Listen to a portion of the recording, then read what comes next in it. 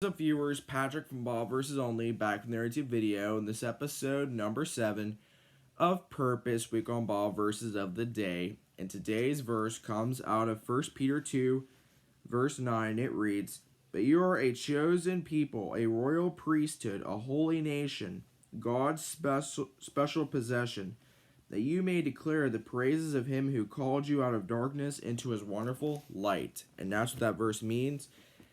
And so this morning we're going to start talking about government. In Romans 13 verse 1 it says, "Let every person be subject to the governing authorities, for there is no authority except from God, and those that exist have been instituted by God." Acts 5:29 says, "But Peter and the apostles answered, 'We must obey God rather than men.'" Titus 3 verse 1 says, "Remind them to be submissive to rulers and authorities, to be obedient, to be ready for every good work."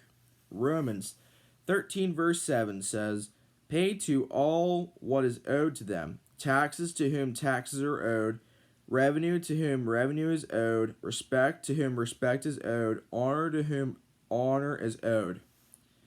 John 19 verse 11 says, "Jesus answered him, 'You would have no authority over me at all unless it had been given you from above. Therefore, he who delivered me over to you has the greatest sin.'" Psalm 22 verse 28 says, "For kingship belongs to the Lord, and he rules over the nations." And finally, in Romans 13 verse 4 it says, "For he is God's servant for your good. But if you do wrong, be afraid, for he does not bear the sword in vain. For he is the servant of God, an avenger who carries out God's wrath on the wrongdoer."